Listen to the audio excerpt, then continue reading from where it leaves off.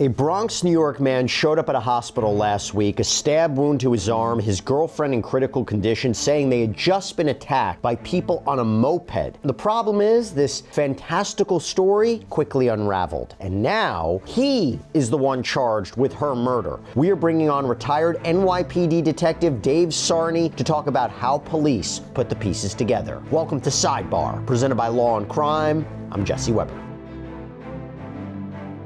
Let's talk about this. So 44-year-old Franklin Batallas showed up at Montefiore Hospital in New Rochelle on September 17th with a horrific story. He claimed that he and his girlfriend were on their way to dinner on City Island when they were attacked by two people on a moped. Okay? Now, the New York Post reports that Batallas told police that he had stopped near Pelham Bay Park in the Bronx because he had to go to the bathroom. And he said while he was out of the car, two black men wearing all black, that they raced up to the car and tried to rob his girlfriend, 30-year-old Anthonella Contreras-Linarez. Now, Batallas claims that she resisted, so they attacked her. They viciously stabbed her in the face, neck, and body. And he said he rushed back over to the car to try to get involved, to try to intervene, to try to stop them, and he got slashed on the arm. And that is when the alleged attackers, according to him, took off on their moped. And Batallas rushed Anthonella to the hospital where she was pronounced dead. Very sad situation and really horrifying situation. And also pretty wild story, right? But here's the thing. Police in the Bronx, they thought it was maybe too wild of a story too. And so while they launched an investigation into these mysterious moped-riding criminals, they also started looking into Batallas. And they were able to poke holes in his story pretty much immediately. NYPD detectives questioned him, and his story unraveled, sources told the New York Post and the New York Daily News. According to the police sources, Anthonella and Batallas were in the process of breaking up. Kind of unclear what had happened right before the stabbing, but they say he is the one responsible.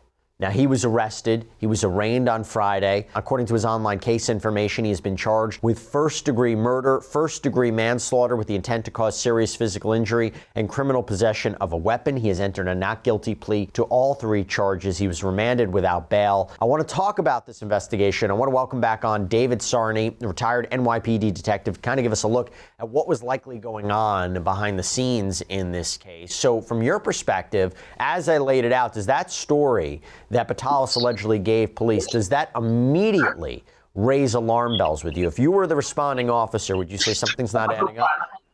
Well, first, again, thanks for having me. We have robberies like that in the past. We've had situations with individuals on mopeds doing robberies. But what happens is once we get the person and we sit down and talk to them, we try to get their story and create a timeline. And not only that, when you're doing the timeline, you're also looking at the victim. He said he had lacerations to his arm. And apparently, while they probably interviewed him, they noticed he had hair, like dark hair in his hand. So that's something you're going to go, wait a minute. If he's telling you the story, how does that happen? So what you're doing is you're trying to create the timeline of the individual, telling you where he was at the time it happened. He said he was out of the vehicle when the robbery took place. Where was he? When did he get to approach the vehicle? So it's going to be a step-by-step process to hear him tell the story. We usually let them tell the story first, and then we'll just have them repeat it and maybe over and over again. And then as you do this, you'll notice that things aren't adding up. And especially dealing with the fact that the woman was viciously stabbed. This isn't a one-time stabbing. And if you're talking about a robbery perps don't necessarily do multiple stabbings like that. Let me just expand upon that. You're saying an attack like that, you haven't, it's not common, coming up on a moped, trying to commit a robbery and, stabbing someone. Right. In the fact that he's saying she's in the car and the multiple stabbings take place, how did that happen? And that's something in your head automatically, because usually when you talk about persons who stabbed numerous times, there's some sort of relationship to the person. That's what we see. But I always tell investigators when I was doing training and things, and I did that, let the truth come out in the facts that you find. Let them tell you their version of what happened, and then determine whether or not you can either support it or refute it with the facts that you have available to you at the time. But there are things that will come out and go kind of unusual, especially multiple stab wounds on a victim. They're just trying to do a robbery. Right. And especially the amount of stab wounds, it seems, on the victim was definitely unusual. Now, you may think by watching Sidebar you've seen it all. Let me tell you, think again. 50 Ways to Catch a Killer, okay? This brings you real cases where detectives had to flip the script to take down cold-blooded killers. Hosted by 50 Cent, this isn't your typical crime show, okay? It is a high-stakes, twist-filled ride into the minds of investigators who think outside the badge to break the case. From unforgettable setups to shocking reveals, every episode proves when killers think they got away with murder, think again. Watch 50 Ways to Catch a Killer with 50 Cent exclusively on Fox Nation. Now, according to reporting from the New York Daily News, there are a few cameras in that area where Batallas said this stabbing had happened. What do you take away from that? How much impact does that have figuring out what happened here? Well, that's very important because that's where his story comes into play. Sometimes what we would do with a victim is do what's called a walkthrough. We would take him to the area where it happened, and he could show you where it is, and then you will notice the cameras. So if he's telling you all this information, you're going to refer back to the cameras. Apparently, he said during one of his interviews is they followed him on the moped. They were following them. During that time, when he said that, they did not see any mopeds following him at that time. So that's already one break in the story. And these are things that come into play piece by piece. Because that starts telling you he's not being truthful. If this is the murder of his girlfriend, you're going to be honest the whole way through. If someone else did it, if you did it, you're going to kind of find ways to make the story, and especially the urination story. That's always one of those things that you were not there when it happened, but then you showed up and you tried to be the hero and save your girlfriend, but then you got a slash wound. And it comes down to the laceration. Is it an offensive wound, or is it a wound that he sustained while he was stabbing? Or is it possible, if we take the allegations as true, that Batallas stabbed himself to make this story seem more plausible? Absolutely. That's what you look at. And I think what you do is when you have those lacerations, you're taking photos of lacerations to his arm and determining whether it's a defensive wound, a wound that he put himself on, did to himself, or a wound he sustained while attacking the girlfriend. Sometimes what we've seen is when these knife attacks happen, perpetrators may have injuries to their hands because as they're stabbing, the amount of times they're having, the knife could slip because of the unfortunate amount of blood that's being released, and it could slip and it can cause an injury to their hands. So those are things you look at when you're talking to an individual who said he was a victim of stabbing, or his girlfriend in this case, the victim of stabbing. Let's go back to what you mentioned before, like the first steps. Obviously, you talked about going to surveillance. You talk about interviewing him multiple times to get to the story. But in terms of the actual processing of evidence and processing of the scene and collecting evidence, in this kind of case, what are the next steps to corroborate or seemingly try to corroborate the story or say something's not adding up? What is it? I mean, do you have to apply for a warrant to get his phone? You would have to have probable cause that he committed this crime, but he's just relayed a harrowing account of what happened to him and his girlfriend. How does it work for police here? Well, the crime scene's mobile because you have the vehicle right there, which is the initial crime scene where the stab, where she's bled out. That you have. He has the crime scene where he said the attack took place. So there are multiple locations in which you might have to look for evidence, look for something along the lines of, and that's why the video cameras became so important. You're looking for the secondary crime scene where it happened, where the location of occurrence he states happened. And you also look for evidence, trace evidence. Is there blood on the scene? Is there traces of blood on the scene where he said she was stabbed? Or was it all self-contained in the car? You're going to look at the vehicle itself. You're going to see, is there blood on the door, on her doorway? Where is the blood located in the car? Is it on his side? On her side? Is it all throughout the car?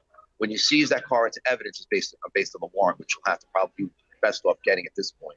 Because you have a victim of crime, you want to get the evidence. A search warrant wouldn't be too difficult to get.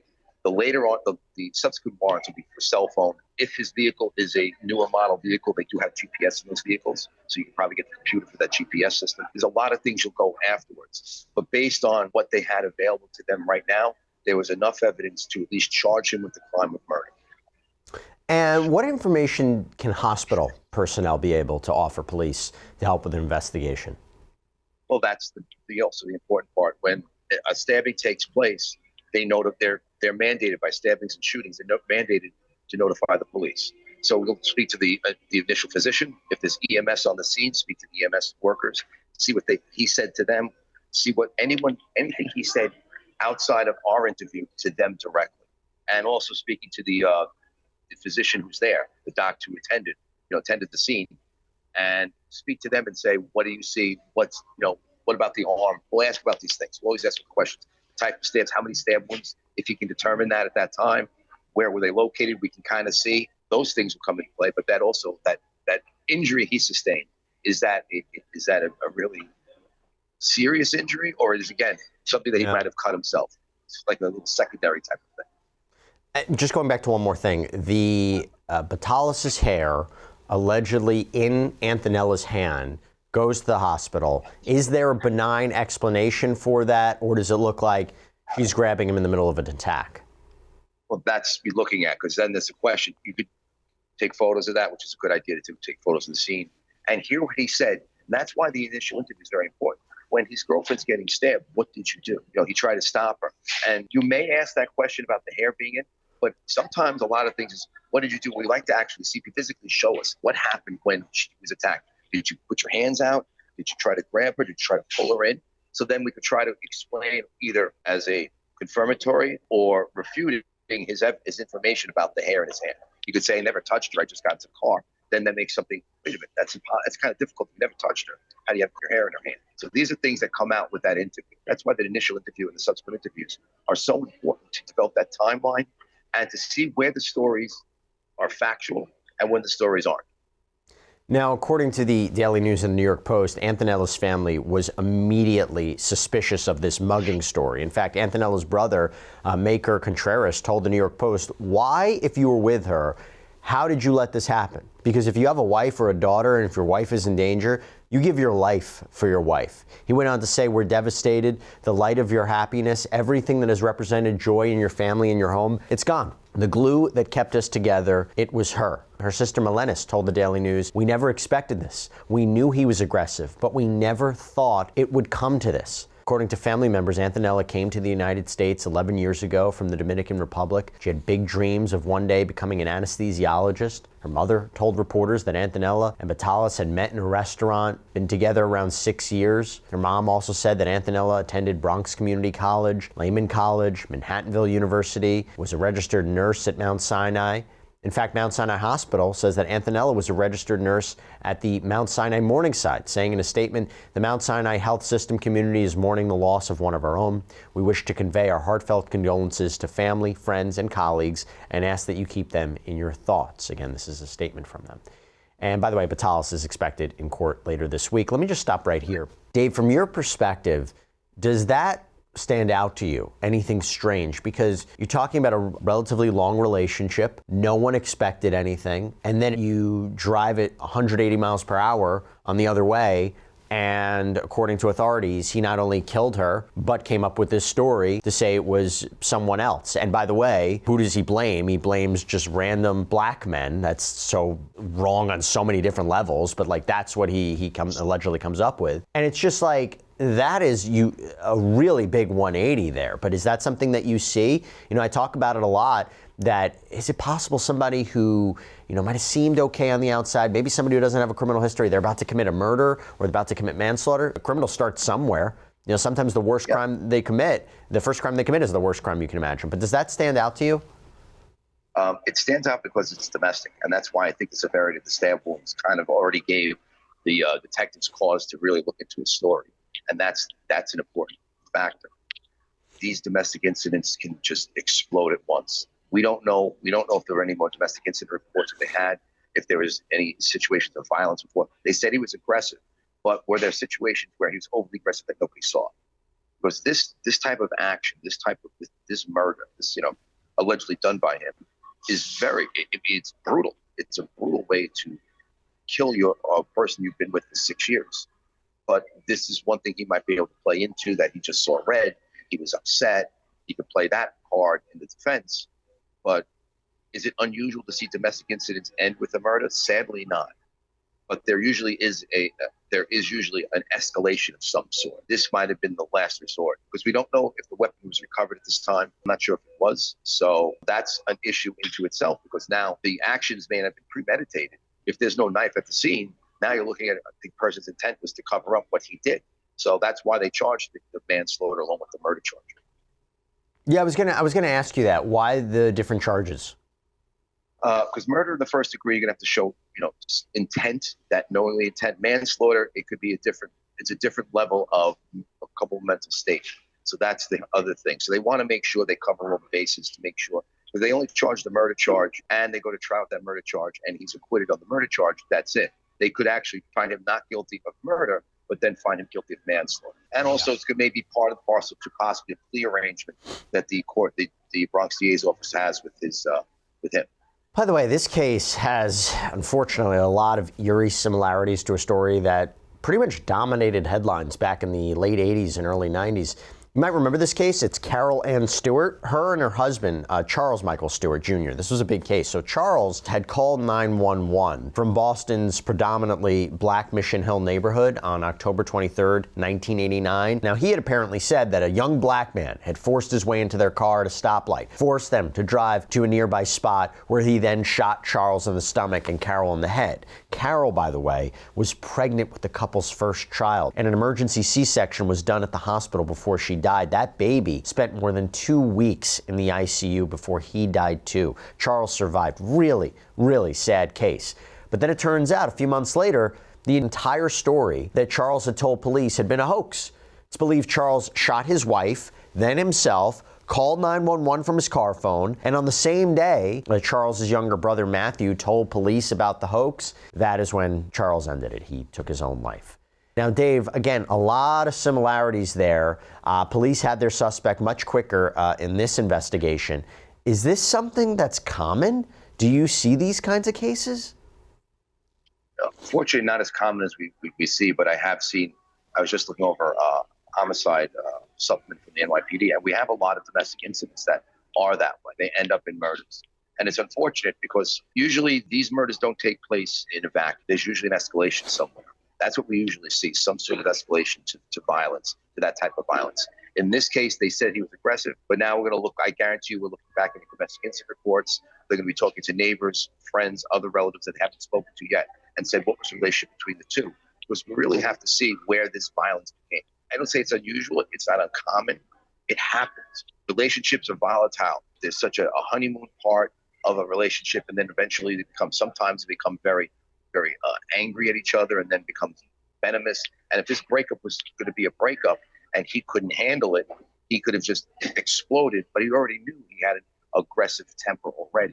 So this might have just pushed him over that edge to do, again, allegedly commit this murder. And before we wrap things up, just again, you have to compliment law enforcement here, who detected something was off, looked into this, because this could have been a situation where maybe if it wasn't properly investigated, this would have been the narrative that moves forward through the years. Yeah, this is something that we try to instill investigators and really tell people that it's not just based. The story is one thing, but there's all sides to the truth. There's one side, there's her story, his story, and then the truth. And detectives are truth finders. They have to find out the facts of the case, the facts, the information.